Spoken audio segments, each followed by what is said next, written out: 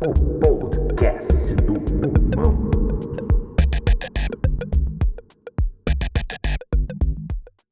Olá, esse é o podcast Sopterge, o podcast do pulmão. Eu sou Leonardo Pessoa, presidente da Sociedade de Pneumologia e Fisiologia do Rio de Janeiro, a Sopterge. Estou junto com o meu amigo aqui, Renato Azambuja, meu diretor financeiro, companheiro de trabalho. Tudo bem, Renato? Tudo bem, Léo? Feliz aí de estarmos aí por esse segundo episódio do nosso podcast Sopterge para a gente falar mais um pouquinho sobre asma. É isso aí. Nós estávamos falando no final do nosso episódio 1 sobre adesão ao tratamento. Fazer o tratamento conforme prescrição médica. Isso é um desafio do médico e do paciente, né? Mas é fundamental para o controle da asma. Hoje, nós temos arsenal terapêutico, temos recursos medicamentosos para deixar todos os pacientes com asma bem. Mas é fundamental que ele use as medicações adequadamente. Tem um estudo do professor Cansado, de São Paulo, que demonstra que apenas 32% dos pacientes estavam fazendo uso da medicação adequadamente. Claro que eles podem passar períodos de estabilidade, apesar de estar sem medicação, como acontece na hipertensão. Você pode suspender sua medicação da pressão alta, da hipertensão, e sua pressão seguir bem por um tempo. Mas é claro também que ela vai aumentar e lhe causar problemas. A mesma coisa para a asma. O Renato disse bem no último episódio, você fica vulnerável a uma mudança climática, a uma exposição a pó, a poeira.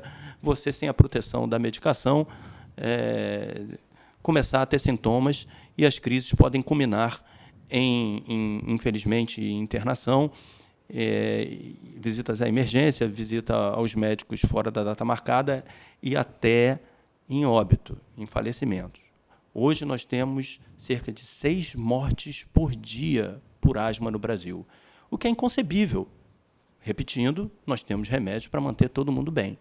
Então, sim, parte disso é porque os pacientes não têm acesso ao médico, ou porque os médicos não tiveram tempo, numa boa relação médico-paciente, de orientar a necessidade regular da medicação e alertar ao paciente que, mesmo estável, é importante que o médico dê o aval para a redução de medicamento, para a suspensão de medicamento, mesmo nos períodos de paz. Nos períodos de guerra, a gente não precisa orientar ninguém. Quando começa a ter falta de ar, chiado, tosse, claro que o paciente vai correr para uma emergência, solicitar socorro, e até daqueles que mais detestam usar medicamento, na hora de falta de ar, claro, vai usar a medicação. Não há muito mérito e mistério nisso, né? A questão é a disciplina do uso regular a posteriori. Mas há outros fatores relacionados também. O paciente pode usar a medicação direitinho, Renato, e estar mal. Por quê? Bom, além da adesão ao medicamento, é importante a gente verificar se o paciente tem algum outro problema de saúde que pode interferir no controle da sua asma. Existem outras doenças que nós chamamos de comorbidades que podem interferir no controle da asma, seja por uma relação direta na inflamação da asma, ou seja por uma relação indireta, aumentando o cansaço. As principais doenças que vale a pena a gente mencionar seria a rinite, o refluxo gastroesofágico e alguns problemas psiquiátricos como os transtornos de ansiedade. Muitas vezes o paciente com rinite, ele pode ter um contínuo de inflamação no seu epitélio respiratório, né, que é o revestimento da árvore respiratória por dentro. Esse epitélio, essa mucosa respiratória, ela pode estar inflamada desde o nariz até lá embaixo, nas vias respiratórias, nos brônquios. E os mesmos estímulos que podem chamar as células da inflamação para o nariz, também chamam células inflamatórias para os brônquios. Então, é comum um paciente que venha descompensar da sua rinite, acabar se descompensando na asma também. Seja por esse mecanismo inflamatório direto, ou seja porque o paciente que está com a sua rinite descompensada, ele vai respirar mais pela boca também. Ele vai, com isso, levar um ar para os seus brônquios que não passa por aquele condicionamento do nariz. E a função do nariz, fazer uma filtração de partículas que são inaladas. Então, parte da poeira fica no nariz e não chega nos brônquios. O nariz também vai umidificar o ar. Então, o ar que chega nos brônquios, ele é mais úmido, né? O ar seco pode ser um estímulo para descompensar a asma, e ele vai aquecer esse ar. Então, o ar que chega nos brônquios, filtrado, umidificado e aquecido, ele é mais fisiológico, ele não agride tanto os brônquios como o ar empoeirado, o ar seco e o ar frio, que pode acontecer quando a gente respira pela boca. A rinite, né, Renato, quando ela é clássica, é muito fácil de diagnosticar. Né? O paciente tem obstrução nasal, isso é, nariz entupido, tem coriza, o nariz escorre, tem espirros em salva, o surto de espirro, e tem prurido nasal, ele coça o nariz. Está feito o diagnóstico. Muito provavelmente isso é rinocinusite alérgica, rinite alérgica. E sim, a rinite descontrolada, Renato explicou bem, predispõe à asma descontrolada. Eu quero alertar mais uma vez que nem sempre o paciente tem todos os sintomas. E há pacientes que não têm um quadro clássico assim. Né? Por vezes, eu recebo pacientes, especialmente os menos jovens, que não identificam-se como portadores de rinite. Eles não. Você pergunta, você tem rinite? Você é alérgico de nariz? Ele fala, não. Mas eu tenho 8 gripes no ano. É improvável que ele tenha 8 gripes no ano. E, às vezes, essas gripes duram 2 meses, 3 meses. Né? Uma gripe não dura 2 meses. Uma gripe não dura 1 mês, na maioria das vezes. E resfriado também não, né? Isso é um ponto bem importante. Que bom que você comentou isso, porque eu vou abrir um parênteses aqui, fugindo um pouquinho do tema, mas eu acho relevante a gente fugir para fazer essa distinção de gripe e resfriado, né? Que muitas vezes a gente usa como sinônimos, mas não são sinônimos. Né? Gripe é uma infecção específica causada pelo vírus influenza. Ela é mais grave, normalmente, do que o resfriado comum. E eu faço questão de fazer esse parênteses porque ainda estamos em época de vacinação para gripe. E eu escuto tanto, às vezes, os pacientes dizerem, olha, eu me vacinei para gripe no ano passado e peguei gripe. Né? Calma, que a vacina não previne 100% a chance de você desenvolver gripe. Mas previne bastante. Né? Mas previne bastante. E previne que você tenha uma forma grave. E 2, muitas vezes o que você possa ter tido tenha sido um resfriado, que é uma doença mais leve, é uma doença que traz menos sintomas sistêmicos, febrão, corpo moído, prostração grave, mais sintomas locais, nariz escorrendo, tosse, dor de garganta. Então, daria para trabalhar, né, Renato? Daria. Resfriado daria, com gripe não dá para trabalhar. Bom, fechado parênteses, vamos voltar ao que a gente estava falando da rinite, né? Esses resfriados, né? Entre aspas, gripes que acontecem 10 vezes no ano e quando vêm duram 2 meses. Pode ser que eles não sejam resfriados. Pode ser que não seja uma infecção viral das vias aéreas superiores. Pode ser que isso se trate de um outro tipo de processo inflamatório da mucosa respiratória superior, que pode ser, por exemplo, causada por alergia, como a rinite alérgica.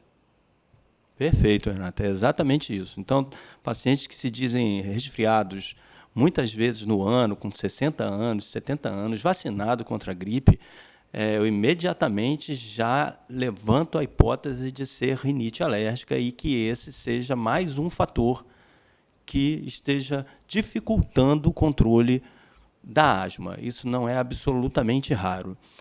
O outro ponto que o Renato falou, refluxo gastroesofágico. Simplificando para o leigo, dentro do estômago a gente tem uma substância chamada suco gástrico. Ele é muito ácido, só o estômago é capaz de suportar a própria acidez. A boca do estômago pode eventualmente permitir que essa acidez, esse ácido, suba como de elevador pelo esôfago, que é o cano que une o estômago à boca. É um cano relativamente longo. Isso já pode ali causar malefícios para o esôfago, uma esofagite, etc.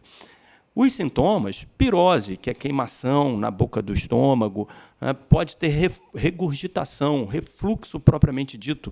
O paciente, como que, na linguagem leiga, golfa, como se fosse um bebê, principalmente quando come um pouquinho mais à noite. E é muito claro, os sintomas novamente são muito claros na maior parte dos casos, e sim, comprovadamente, isso dificulta o controle da asma e deve ser tratado para contribuir para o controle da asma. Observação importante. Por vezes, o paciente faz o tratamento adequadamente, é preciso manter a dieta a posteriori para que as coisas se mantenham controladas. Mas, eventualmente, com o tratamento feito, essa acidez, esse suco gástrico, quando sobe de elevador pelo esôfago, causa os sintomas de queimação que lhes comentei. Mas se sobe só uma gotinha, pode não queimar, mas pode gerar tosse crônica. Pode dificultar o controle da asma. Então, para a gente, é muito importante que o refluxo também seja tratado. Paciente que está usando a medicação adequadamente e não está bem, pensar nessas comorbidades que a gente está comentando, que nós estamos comentando por aqui. Rinite, refluxo. Quanto à ansiedade e depressão, são fatores muito importantes. A prevalência de ansiedade e depressão na população asmática é muito maior do que na população geral. E os asmáticos que têm ansiedade e depressão, comparados com os que não têm muito mais dificuldade de controle da sua doença asma comparado com quem não tem ansiedade e depressão.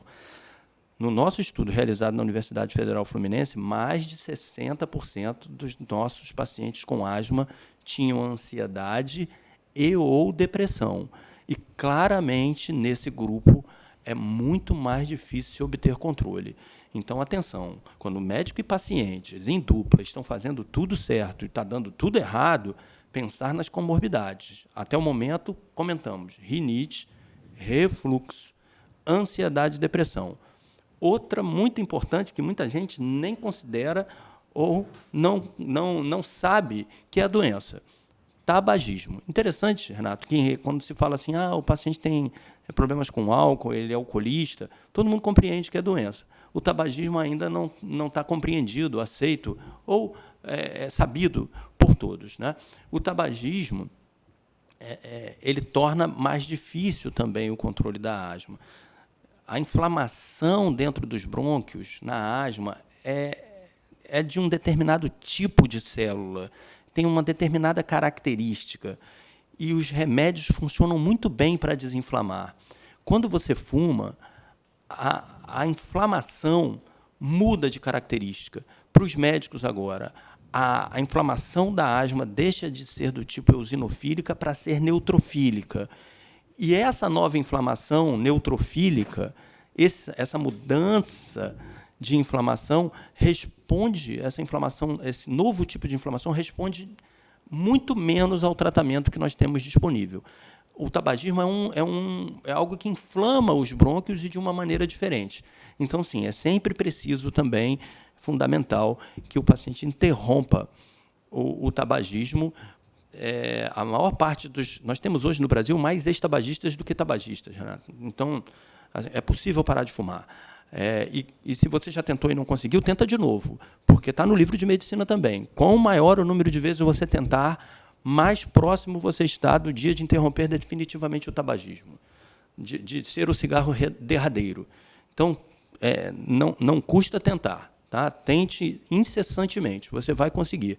Dia 31 de maio, próximo, passado, foi o Dia Mundial de Combate ao Tabaco. Nós falamos muito nisso, né, para todos. E toda forma de tabaco, não há forma segura de uso de tabaco. Tá? Então, nem do passado, charuto, cachimbo, e nem do futuro, cigarro eletrônico. Né? Não se deixe enganar. Ansiedade, né, que a gente citou aí como uma outra comorbidade que influi no controle da asma, existe aí um desafio, muitas vezes, tanto para o paciente como para o profissional, que a ansiedade ela pode gerar o mesmo sintoma que é o sintoma principal da asma, que é a falta de ar. E, às vezes, tanto para o profissional como para o paciente, pode vir a pergunta, meu Deus, e agora? Essa falta de ar que eu estou sentindo, isso é pela minha ansiedade ou é pela minha asma? Ou pelas duas. Exatamente. E aí, eu gosto, na minha prática, de, nessas horas, fazer uso de um dispositivo pequenininho que está aí nos livros de medicina, mas que talvez você que é paciente com asma talvez você nunca tenha ouvido falar dele, né? Pelo menos eu faço essa pergunta para os meus pacientes com asma, né? Alguma vez na vida você já ouviu falar sobre Peak Flow? Embora o Peak Flow conste aí em todo capítulo de crise asmática, vai mencionar o Peak Flow, né? E eu acho que ele pode ser uma ferramenta para essas horas, né? O Peak Flow é um aparelhinho pequeno, portátil, barato. O paciente com asma pode ter um aparelho de Peak Flow, eu costumo recomendar que tenha, e eu costumo fazer uma comparação que o Peak Flow para o asmático funciona como um aparelho de glicemia para o diabético. Ele vai medir o fluxo aéreo naquele momento e vai verificar se o paciente tem variações de fluxo aéreo ao longo do tempo.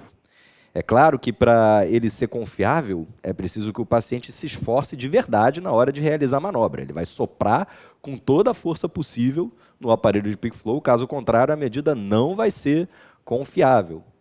Mas nessa hora, ele vai medir, eu costumo pedir que o paciente meça o seu Peak Flow no momento em que ele está bem, e nessa hora que vê a falta de ar, que ele tem dúvida se aquilo é pela ansiedade ou não, que ele meça o Peak Flow também.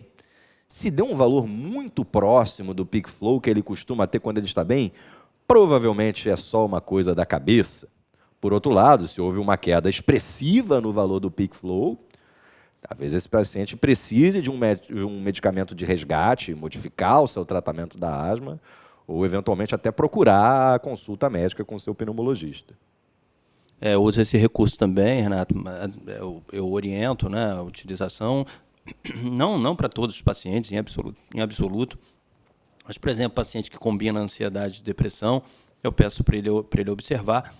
Mas também a gente sabe que com todos os recursos tem suas limitações. Então, há pacientes que demoram um pouquinho mais para cair o resultado do Peak Flow dele, né? Então, a gente tem que estar atento a essas possibilidades. O problema principal que você falou, né, é a mescla das duas doenças, a ansiedade com a asma, e em dado momento você não sabe como separar. O Peak Flow é um recurso, a espirometria é outro recurso, né? E é importante, eu acho que é fundamental, quanto mais grave for a ansiedade e depressão, a participação de um psiquiatra no tratamento do paciente com asma. E o meu desejo é que, assim como quando nós falarmos em outro episódio sobre tratamento, nós vamos falar que temos as medicações de manutenção e as de resgate, acho que o paciente tem que tomar todo dia, e aqui eles têm que tomar quando estão em apuros. Eu gostaria, talvez já seja, eu vou saindo da minha área, eu não sou psiquiatra, né? Eu gostaria que o psiquiatra também tivesse algo assim, né? Olha, você use a medicação regularmente, em caso de piora você pode adicionar essa outra, talvez. Tá? Mas, de certa forma, tem um pouco. Nos transtornos de ansiedade, muitas vezes, o inibidor da recaptação de serotonina é o remédio de longo prazo, é o remédio de manutenção. Como ele demora a agir, muitas vezes no começo do transtorno de ansiedade é feito um benzodiazepínico junto, até que aquele medicamento esteja agindo, e depois que o inibidor da recaptação de serotonina já está sob ação, o benzodiazepínico pode ser usado dessa forma, como um SOS na hora de uma crise de ansiedade mais forte. Outras comorbidades, assim, as comorbidades, lá no nosso ambulatório de asma na Universidade Federal Fluminense, quando o paciente não está controlado e está usando a medicação adequadamente, a gente pensa nas comorbidades, a gente checa principalmente rinite, refluxo, ansiedade e depressão. Claro, tabagismo, mas é uma minoria do nosso grupo de asmáticos que ainda fuma. Tá? Mas há outras comorbidades que, eventualmente, são a razão do não controle. Né? Você pensa algumas, Renato? Assim, quais são as do banco de reserva, assim, que a gente tem que ficar atento? E há quem questione se é banco de reserva pela prevalência. Hein? Sim. Se destaca aí a apneia do sono, né? Sobretudo a apneia obstrutiva do sono. A apneia obstrutiva do sono é uma doença que, como o próprio nome já diz, acontece durante o sono. É natural que durante o sono os nossos músculos diminuam o seu tônus muscular, né? Todos os nossos músculos eles têm um grau de contração mínimo, né? Essa contração acontece mesmo quando a gente não está ativamente contraindo o músculo. O músculo do pescoço relaxa, né, Renato? O músculo do pescoço relaxa. E esse relaxar durante a noite torna esse músculo mais frágil. E aí, quando a gente puxa o ar, e a gente faz uma pressão negativa ao puxar o ar, a garganta se fecha. De uma forma semelhante, talvez você já tenha passado pela experiência de estar tomando um suco ou uma vitamina ou mesmo um milkshake com o canudo e você faz a pressão para sugar e o canudo colapsa. Isso acontece na garganta de quem tem a apneia do sono e o ar deixa de passar. E qual o principal sintoma, Renato? O principal sintoma, em homens, é a sonolência diurna. Pode acontecer também o ronco, que é um sintoma que nem sempre a pessoa percebe que tem, porque ela depende de alguém que durma com ela, o cônjuge, na maioria das vezes, relatar. O ronco, a sonolência diurna, é muito comum ela ser associada à hipertensão arterial, e em mulheres, às vezes, os sintomas são atípicos, não tem tanto essa sonolência diurna, tem mais um problema de atenção, um descontrole de humor e uma indisposição, uma astenia, um cansaço crônico. E o despertar noturno, né? Acorda meio que sufocado, sem entender por quê. Sim. A apneia do sono ela também é uma comorbidade que pode piorar a asma. E pode se confundir, né? Por vezes você acha que a asma é só esse cansaço crônico da sonolência diurna. Sim, a gente mencionou no podcast anterior que um dos sintomas de descontrole da asma é o sintoma noturno.